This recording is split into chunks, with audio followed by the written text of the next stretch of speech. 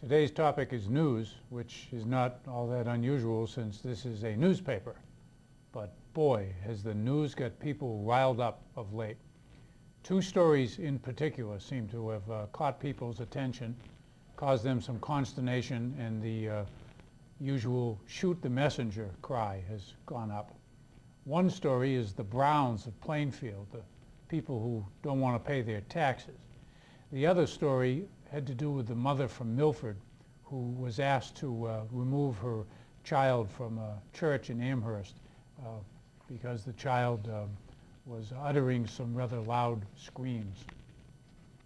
I think most people familiar with the Brown story are riled up about it because these people aren't paying their taxes, they're defying federal law, and the rest of us taxpayers are using our taxes to go after these two people. New Hampshire readers, I think, would like the U.S. Marshal to do one of three things: send in the cavalry, send in the army, or send in a well-directed tactical nuclear weapon at the Fort Brown.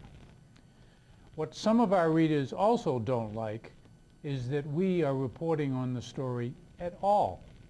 One reader told me that Brown must be loving all the attention that is being paid him, and we just shouldn't give it to him. I understand what he means, and he's no doubt correct that Brown enjoys the moment in the sun. But that can't and won't stop us from reporting what is news.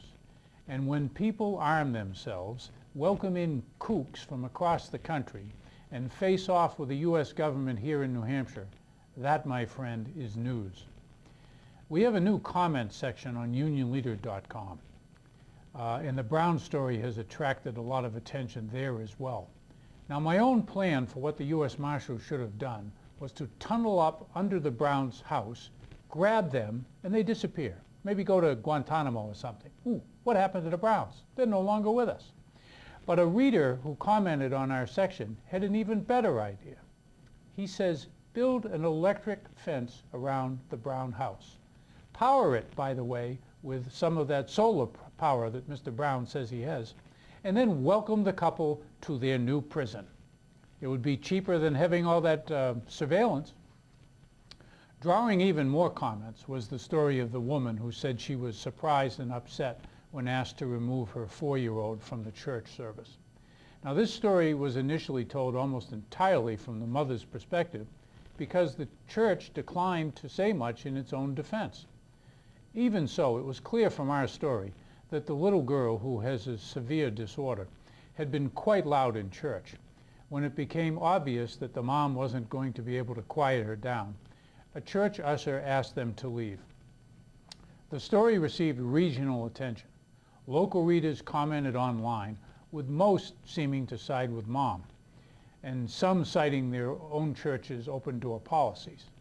But one member of the church in question wrote to me saying we had been unfair, had put the church in a misleading light, and should retract our story. Nope, not gonna do it. We did have a follow-up story when the church minister changed his mind and decided to state his case. Now, based solely on our initial story, I happen to agree with the church's position. I've also had to make the decision on occasion to decline comment to the news media on a given story. You have to hope in such cases that the reporter will strive to be responsible and accurate. I think we were on this one. See you next week.